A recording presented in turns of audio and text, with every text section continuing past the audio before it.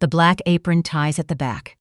I remember standing in the hotel supply closet on the third floor, threading the strings around my waist twice because the standard length was made for someone 30 years younger and 4 inches taller than me. My hands were shaking just enough that I had to try the knot 3 times. Not from nerves, exactly. From something harder to name. I'm 63 years old. I've taught high school English for 31 years. I've graded 40,000 essays, give or take, and I've sat through more parent-teacher conferences than I can count. I know how to keep my face still when I'm falling apart inside. That, at least, would serve me well that night. My husband, I'll call him my husband because that's what he still was legally until about 4 months after that evening, had been acting strange since the previous spring. Little things. Coming home later than usual and then not later at all because the pattern would correct itself whenever I mentioned it. His phone always face down on the counter, a new gym bag that he never seemed to take to any gym. I'm not someone who goes looking for trouble. I raised 2 kids, buried my mother, held this family together through a recession and a cancer scare in a year when we couldn't pay the mortgage on time. I am not dramatic. I don't catastrophize. But I also teach literature for a living. I know foreshadowing when I see it. The company fundraiser was the first Friday in December. Every year, my husband's firm hosted what they called the Winter Benefit. Black tie, $500 a plate, held at the Hargrove Grand downtown. He'd been on the planning committee this year, which meant more late nights, more texts I wasn't supposed to see, more of that particular quality of distraction he had where he'd look directly at me and still seem to be somewhere else entirely. He told me I wasn't invited. He said it was a conflict of interest because of his new role on the committee. He said the partners had agreed that spouses weren't attending this year to keep it professional. I didn't argue. I said that was fine. I made a dinner reservation with my friend. She lives 2 blocks from me and has been my closest friend since our daughters were in the same kindergarten class, and I listened to him get ready upstairs and I sat at the kitchen table with a cup of tea that went cold. Then I called the hotel. This is the part people always want to know about, how I arranged it. The truth is it wasn't difficult. I told the catering manager I was a retired hospitality professional looking to pick up event work during the holiday season, which was not entirely untrue. I worked banquet service for 3 summers during college. I still remember how to carry 3 plates on one arm. The manager, a young woman named something I can't recall now, was short-staffed and not asking many questions. She told me to come in at 4 for a briefing, wear black slacks and a white button-down, and she'd have an apron waiting. I told my friend. She's the only one who knew. She sat across from me at my kitchen table while I explained the plan, and she didn't say I was crazy, which is one of the many reasons I love her. She said, "What do you want to find?" And I said I didn't know, and she said, "Yes, you do," and she was right. I wanted the truth. I wanted to stop being made to feel like I was imagining things. I wanted to walk into that ballroom and see for myself what was happening with the man I'd been married to for 34 years. I wanted to be wrong. The Hargrove Grand is the kind of hotel that was built in 1924 and has spent 100 years being very aware of that fact. Gilded ceilings, marble floors, a lobby chandelier that takes a crew 3 days to clean every spring. I'd been inside for galas and weddings and retirement parties over the years, always as a guest. Coming through the service entrance that December evening, past the kitchen and the linen carts, was a different experience entirely. The noise back there is tremendous.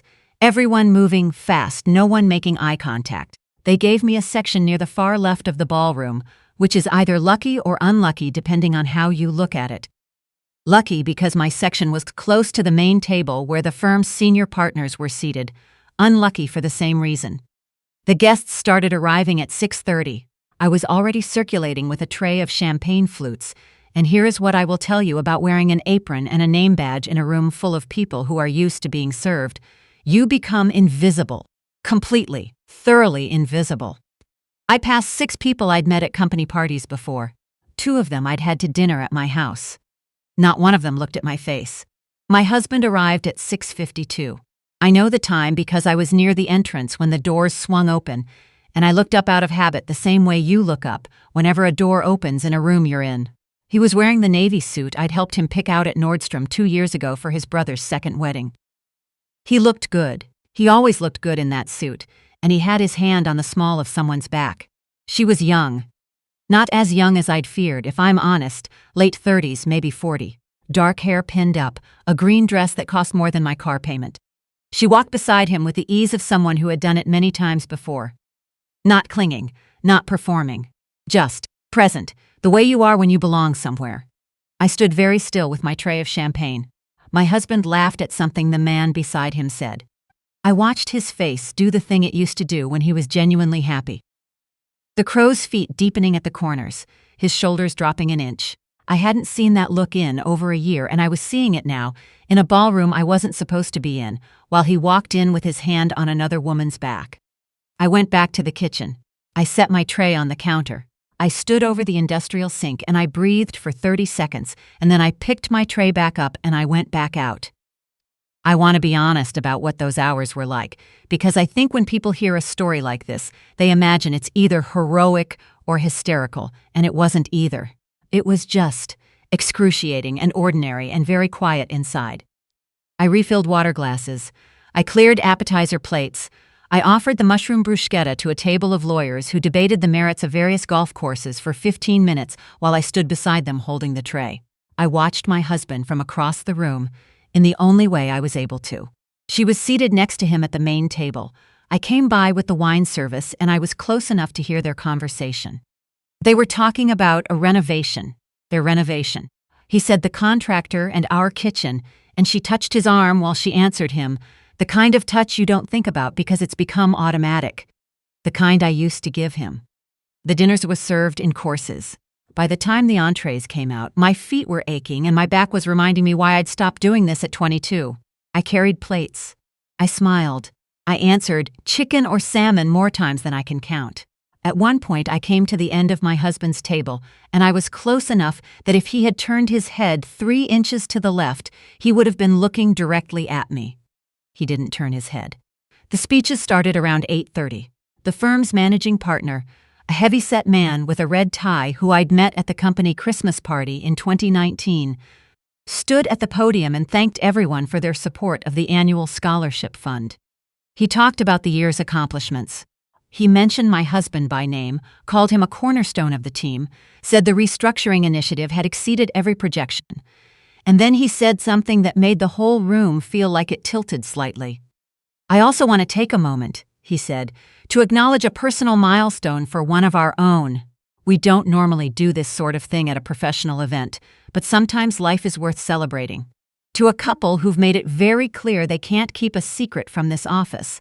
And there was laughter, the knowing kind, the kind that meant everyone in that room knew something except me. We raise a glass. Congratulations are in order. My husband stood up. She stood up beside him. The applause was immediate and warm, and I was holding a water pitcher, and I watched it happen from 8 feet away. Someone at the table nearest to me turned to her companion and said, "Finally, he's had that ring for 2 months." I set the water pitcher down on the nearest available surface. I don't remember walking to the back hallway, but I must have, because that's where I ended up. I sat on a folding chair next to a cart of clean linens, and I put my face in my hands. He was planning to marry her, which meant he was planning to divorce me, or had already started, or was living a version of his life where I was already a detail to be managed, a complication he'd deal with in due time. 34 years. Our daughter's birth, when he cried in the delivery room and I laughed at him about it for 3 years afterward. The move to this city, when everything we owned fit into a single U-Haul and we ate gas station sandwiches for dinner 2 nights running. My mother's last months, when he drove me to the hospital every single time without me having to ask. All of it sitting in that hallway with me while a ballroom full of people applauded the next chapter of his life. I want to tell you I had a plan already formed. I didn't. What I had was 30 minutes, a phone with a signal, and my friend on the other end of it when I called. "Come home," she said the moment she heard my voice. "Not yet," I said. There was a pause. She knows me well enough to know what "not yet" means. "What do you need?" she asked. I told her. She didn't question it. She said, "Give me 20 minutes." And she hung up, and I went back out to the ballroom and I finished my shift. Here is the thing about being invisible in a room. You hear everything. During the 45 minutes after the speeches, while dessert was served and people circulated, and the energy of the room shifted to something looser and more celebratory, I moved through that space and I listened. I heard two of my husband's colleagues discussing the timeline he'd apparently told his closest work friends over the summer. 4 months ago. While I was driving our granddaughter to swim lessons on Tuesday mornings and planting a fall garden and making dinner for a man who was already living another life. I heard her, the woman in the green dress, talking to someone near the bar. She mentioned a property they'd put an offer on. She said, "Our offer," the way you do when the word "our" is newly yours and you're still getting used to the shape of it. And I heard from the managing partner himself a detail that sent something very cold through my chest. The property was in my husband's name only. She'd been listed on the original offer but had been removed. He'd explained to her that it was a tax matter, a technicality. I know enough about tax matters and technicalities to know that was not what it was. My friend arrived at 9:15. She didn't come into the ballroom. She texted me from the lobby, and I met her there still in my apron, and she handed me a manila envelope that I'd asked her to pull from the file drawer in my home office. The one labeled Financial. Tax Terts 2019 present. I'd started keeping copies of everything 18 months ago. I don't know why exactly. Call it instinct. Call it 31 years of reading stories that don't end the way they should. I went back into the ballroom. My husband was standing near the bar with two colleagues when I walked up to him. The cocktail hour was wrapping up, and people were beginning to drift toward the exit. He was mid-sentence when I stopped in front of him. He looked at me. He didn't recognize me immediately. It took 3 full seconds, and I watched it happen, the way his brain caught up with what his eyes were seeing. The apron, my face, the hotel, all of it arriving at once. The color left him. "Hello," I said. I kept my voice at normal volume, completely, deliberately calm. "I hope..." One of his colleagues started to say something and then stopped. "I won't take up much of your time," I said. "I know you're celebrating." I looked at him with the steadiness that 34 years will give you, the kind that comes from having watched someone sleep and grieve and fail and recover so many times that their face has no mystery left. "But I thought you should know that I've been in contact with an attorney. And I thought you should know that I'm aware of the property." He said my name. Just my name, very quietly. "I also thought," I said, "that your colleagues might want to know that the financial documents for the restructuring initiative, the ones with the irregularities, are currently in the possession of someone who knows exactly what they mean. In case that's relevant to anyone's celebrations this evening. I don't know if you've ever watched a man understand, in real time, the precise dimensions of the situation he's standing in." The colleague to his left took a very small step backward. The one to his right suddenly found something fascinating to look at across the room. I set the manila envelope on the bar beside him. "There are copies," I said. "Several." And then I untied my apron, folded it over my arm, and walked out of the Hargrove Grand through the front entrance, across the marble lobby, under the chandelier that takes 3 days to clean every spring, and out through the revolving door into the cold December night. My friend was parked at the curb. I got in. She didn't ask me anything right away, just pulled into traffic, and I sat with my apron in my lap and looked out the window at the city going by. "Well," she said after a block or two. "He knew I was there," I said, "the moment I walked up." "Good," she said. We went to her house and she made tea, and we sat at her kitchen table until almost midnight, talking about things that had nothing to do with any of it. Her daughter's new job, a book we'd both just finished, the way the neighborhood had changed since we moved in. Normal things, real things. The kind of conversation that reminds you who you are when someone has spent a long time making you doubt it. My attorney filed the paperwork 11 days later. The financial irregularities I'd referenced were real. I'd noticed them 2 years ago in documents that crossed my desk because my husband had always been careless about his briefcase. I hadn't known what to do with that knowledge. Now I did. He did not contest the divorce. He did not get the property. The woman in the green dress, from what I understand, did not get a ring. What I got was harder to define and more valuable than any of it. I got the version of myself who walked across a marble lobby with a folded apron and didn't run. The one who'd spent 4 hours serving water and clearing plates and holding herself together in a room full of people who didn't see her, and then chose, deliberately, calmly, on her own terms, to be seen. My daughter called me the week after everything came out. She was angry on my behalf in the specific way that adult children are angry for their parents. Too hot at first, then settling into something more useful. She asked me how I'd stayed so calm in that ballroom. I thought about how to answer her. I thought about the folding chair in the back hallway and the 30 seconds I spent breathing over the industrial sink.